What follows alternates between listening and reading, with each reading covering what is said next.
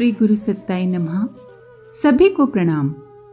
परम पूज्य गुरुदेव आगे लिखते हैं, देवात्मा हिमालय का प्रतीक प्रतिनिधि शांति कुंज को बना देने का जो निर्देश मिला वो कार्य साधारण नहीं, श्रम एवं धन साध्य था, सहयोगियों की सहायता पर निर्भर भी। इसके अतिरिक्त अध्यात्म के उस ध्रुव केंद्र में सूक्ष्म शरीर से निवास करने वाले ऋषियों की आत्मा का आवाहन करके प्राण प्रतिष्ठा का संयोग भी बिठाना था। ये सभी कार्य ऐसे हैं जिन्हें देवालय परंपरा में अद्भुत एवं अनुपम कहा जा सकता है। देवताओं के मंदिर अनेक जगह बने हैं, वे भिन्न भिन्न भी हैं। एक ही जगह सारे देवताओं की स्थापना का तो कहीं सुयोग हो सकता है, पर समस्त देवात्माओं ऋषियों की एक जगह प्राण प्रतिष्ठा हुई हो, ऐसा तो संसार भर में अन्यत्र कहीं भी नहीं है।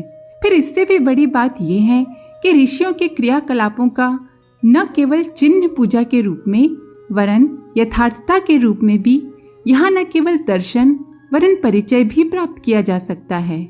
इस प्रकार शांति कुंज, ब्रह्मवर्चस गायत्री तीर्थ एक प्रकार से प्रायः सभी ऋषियों के क्रियाकलापों का प्रतिनिधित्व करते हैं। भगवान राम ने लंका विजय और राम राज्य की स्थापना के निमित्त मंगलाचरण रूप में रामेश्वरम पर शिव प्रतीक की स्थापना की थी। हमारा सौभाग्य है कि हमें युग परिवर्तन हेतु संघर्ष एवं सृजन प्रयोजन के लिए देवात्मा हिमालय की प्रतिमा प्राण प्रतिष्ठा समेत करने का आदेश मिला। शांति कुंज में देवात्मा हिमालय का भव्य मंदिर 5 प्रयागों, 5 काशियों, 5 सरिताओं और 5 सरोवरों सहित देखा जा सकता है। इसमें सभी ऋषियों के स्थानों के दिव्य दर्शन हैं। इसे अपने ढंग का अद्भुत एवं अनुपम देवालय कहा जा सकता है। जिसने हिमालय के उन दुर्गम क्षेत्रों के दर्शन न किए हों, वे इस लघु संस्करण के दर्शन से ही वही लाभ प्राप्त कर सकते हैं। जमदग्नि पुत्र परशुराम के फरसे ने अनेक उद्यत उच्छृंखलों के सिर काटे थे। ये वर्णन अलंकारिक भी हो सकता है। उन्होंने यमुनोत्री में तपश्चर्या कर प्रखरता की साधना की एवं सृजनात्मक क्रांति का मोर्चा संभाला।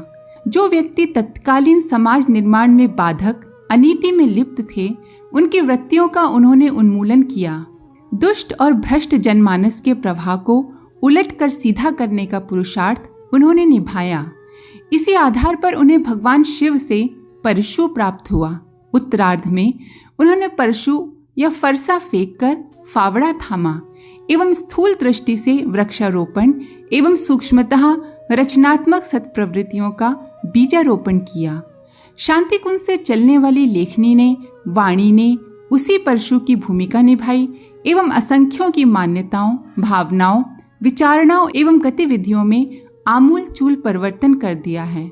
भागीरथ ने जल दुर्भिक्ष के निवारण हेतु कठोर तप करके स्वर्ग से गंगा को धरती पर लाने में सफलता प्राप्त की थी। भागीरथ शिला गंगोत्री के समीप है। गंगा उन्हीं के तप पुरुषार्थ से अवतरित हुई, इसीलिए भागीरथी कहलाईं। लोक मंगल के प्रयोजन हेतु प्रचंड पुरुषार्थ करके भागीरथ दैवी कसौटी पर खरे उतरे एवं भगवान शिव के कृपा पात्र बने। आज आस्थाओं का दुर्भिक्ष चारों ओर संव्याप्त है। इसे दिव्य ज्ञान की धारा गंगा से ही मिटाया जा सकता है। बौद्धिक और भावनात्मक अकाल निवारणार्थ शांति कुंज से ज्ञान गंगा का जो अविरल प्रवाह बहा है, उससे आशा बनती है कि दुर्भिक्ष मिटेगा, सद्भावना का विस्तार चहुओर होगा। चरक ऋषि ने केदारनाथ क्षेत्र के दुर्गम क्षेत्रों में वनौषधियों की शोध करके रोगग्रस्तों को निरोग करने वाली संजीवनी खोज निकाली थी। शास्त्र कथन है कि ऋषि चरक औषधियों से वार्ता करके गुण पूछते और उन्हें एकत्र कर उन पर अनुसंधान करते थे। जीवनी शक्ति संवर्धन, मनोविकार शमन एवं व्यवहारिक गुण कर्म स्वभाव में परिवर्तन करने वाले गुण रखने वाली अनेक औषधियां इसी अनुसंधान की देन हैं। शांति कुंज में दुर्लभ औषधियों को खोज निकालने, उनके गुण प्रभाव को आधुनिक वैज्ञानिक यंत्रों से जांचने का जो प्रयोग चलता है, उसने आयुर्वेद को एक प्रकार से पुनर्जीवित किया है।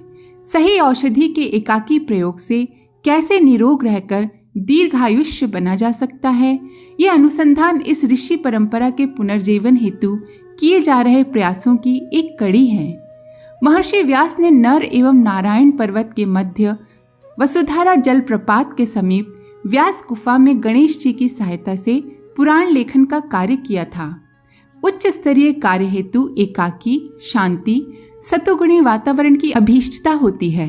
आज की परिस्थितियों में जबकि प्रेरणादायी साहित्य का अभाव है, पुरातन ग्रंथ लुप्त हो चले, शांति कुंज में विराजमान तंत्री ने आज से 25 वर्ष से पूर्व ही 4 वेद, 18 पुराण, 108 उपनिषद, 6 दर्शन, 24 गीताएं, आरण्यक, ब्राह्मण आदि ग्रंथों का भाष्य कर सर्वसाधारण के लिए सुलभ एवं व्यवहारिक बनाकर रख दिया था। साथ ही जनसाधारण की हर समस्या पर व्यवहारिक समाधान परक युगानुकूल साहित्य सतत लिखा है, जिसने लाखों व्यक्तियों के मन मस्तिष्क प्रभावित कर सही दिशा दी है। प्रज्ञा पुराण के 18 खंड नवीनतम सृजन है, जिसमें कथा साहित्य के माध्यम से उपनिषद दर्शन को जन सुलभ बनाया गया है। पतंजलि ने रुद्रप्रयाग में अलकनंदा एवं मंदाकिनी के संगम स्थल पर योग विज्ञान के विभिन्न प्रयोगों का आविष्कार और प्रचलन किया था। उन्होंने प्रमाणित किया कि मानवीय काया में ऊर्जा का भंडार निहित है। इस शरीर तंत्र के ऊर्जा केंद्रों को प्रसुप्ति से जागृति में लाकर मनुष्य देव मानव बन सकता है, रिद्धि सिद्धि संपन्न बन सकता है। शांति कुंज में योग साधना के विभिन्न अनुशासनों, योग त्रय, कायाकल्प एवं आसन प्राणायाम के माध्यम से इस मार्ग पर चलने वाले जिज्ञासु साधकों की बहुमूल्य यंत्र उपकरणों से शारीरिक मानसिक परीक्षा सुयोग्य चिकित्सकों से कराने उपरांत साधना लाभ दिया जाता है एवं भावी जीवन संबंधी दिशा धारा प्रदान की जाती है।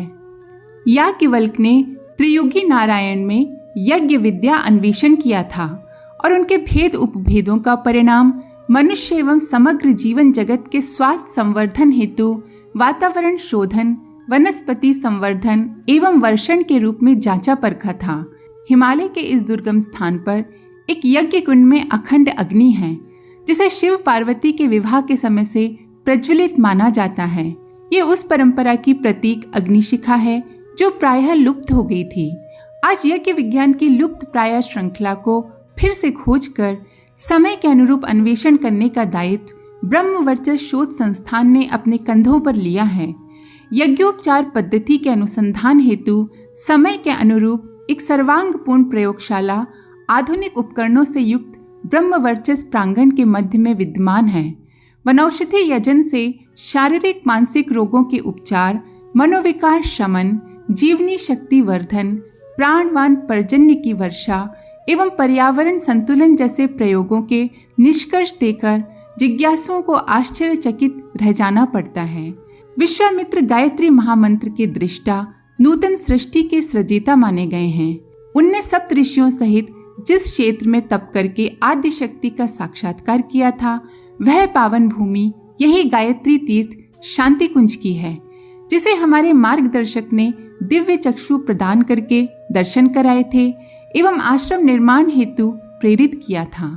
विश्वामित्र की सृजन साधना के सूक्ष्म संस्कार यहाँ सघन हैं। अनेक साधकों ने यहाँ गायत्री अनुष्ठान किए हैं एवं आत्मिक क्षेत्र में सफलता प्राप्त की है। शब्द शक्ति एवं सावित्री विधा पर वैज्ञानिक अनुसंधान विश्वामित्र परंपरा का ही पुनर्जीवन है। जमदग्नि का गुरुकुल आरण्यक उत्तरकाशी में स्थित था एवं बालकों वानप्रस्थों की समग्र शिक्षा व्यवस्था का भांडागार था। अल्पकालीन साधना, प्रायश्चित, संस्कार आदि कराने एवं प्राणों के शिक्षण की यहाँ समुचित व्यवस्था थी।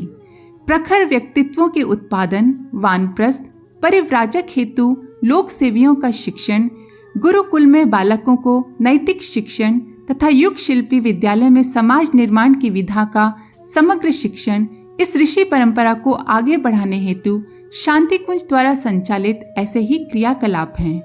देवर्षि नारद ने गुप्त काशी में तपस्या की। वे निरंतर अपने वीणा वादन से जन जागरण में निरत रहते थे।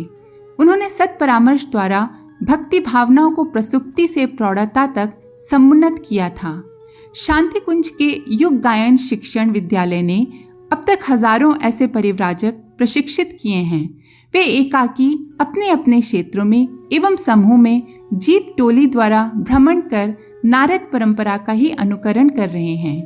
देवप्रयाग में राम को योग वशिष्ठ का उपदेश देने वाले वशिष्ठ ऋषि धर्म और राजनीति का समन्वय करके चलते थे। शांतिकुंज के सूत्रधार ने सन 1930 से सन 1947 तक आजादी की लड़ाई लड़ी है। जेल में कठोर यातनाएं सही हैं। बाद में साहित्य के माध्यम से समाज एवं राष्ट्र का मार्गदर्शन किया है। धर्म और राजनीति के समन्वय साहचर्य के लिए जो बन पड़ा, हम उसे पूरे मनोयोग से करते रहे हैं। आद्य शंकराचार्य ने ज्योतिर्मठ में तप किया एवं 4 धामों की स्थापना देश के 4 कोनों पर की। विभिन्न संस्कृतियों का समन्वय एवं धार्मिक संस्थानों के माध्यम से जन जागरण उनका लक्ष्य था। शांतिकुंज के तत्वाधान में 2400 गायत्री शक्तिपीठें विनिर्मित हुई हैं, जहां से धर्म धारणा को समुन्नत करने का कार्य निरंतर चलता रहता है। इसके अतिरिक्त बिना इमारत वाले चल प्रज्ञा संस्थानों एवं स्वाध्याय मंडलों द्वारा सारे देश में चेतना केंद्रों का जाल बिछाया गया है। ये सभी 4 धामों की परंपरा में अपने अपने क्षेत्रों में युग चेतना का आलोक वितरण कर रहे हैं। ऋषि पिप्पलाद ने ऋषिकेश के समीप ही अन्य के मन पर प्रभाव का अनुसंधान किया था। वे पीपल वृक्ष के फलों पर निर्वाह करके आत्म संयम द्वारा ऋषित्व पा सके। हमने 24 वर्ष तक जौ की रोटी एवं छाछ पर रहकर गायत्री अनुष्ठान किए। तदुपरांत आजीवन उबले आहार अन्न शाक पर ही रहे। अभी भी उबले अन्न एवं हरी वनस्पतियों के कल्प प्रयोगों की प्रतिक्रिया जांच पड़ताल शांतिकुंज में अमृतासन शोध के नाम से चलती रही है। ऋषिकेश में ही सूत शौनिक कथा पुराण वाचन के ज्ञान सत्र जगह जगह लगाते थे।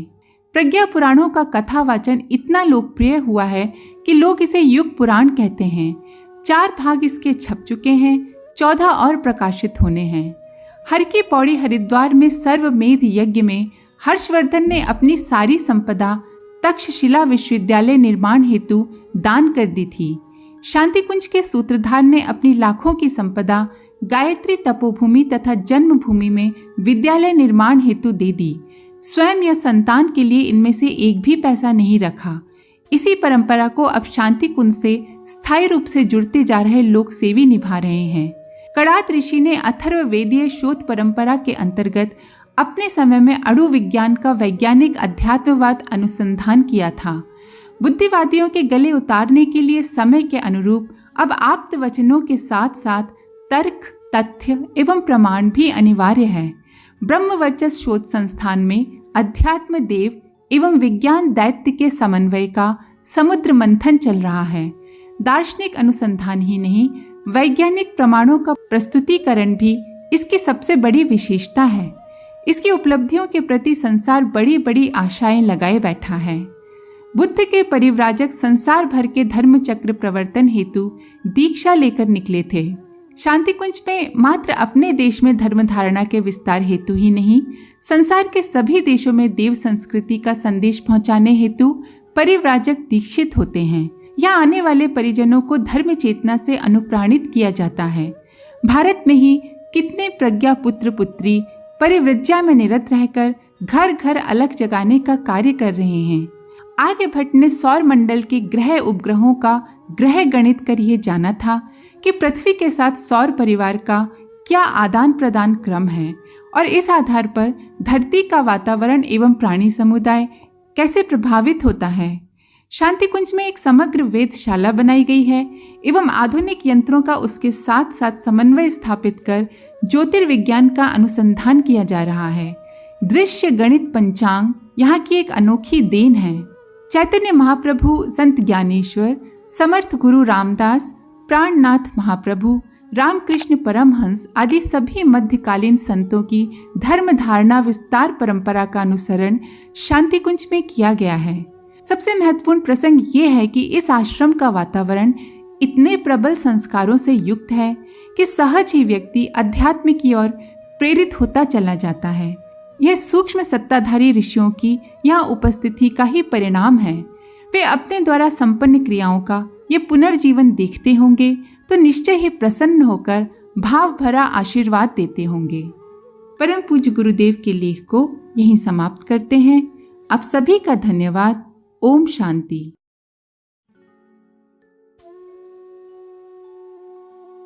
हमारे YouTube चैनल को सब्सक्राइब करें और बेल आइकन को दबाकर ऑल पर क्लिक करें ताकि आने वाले सभी वीडियोस की नोटिफिकेशन आपको मिलती रहे।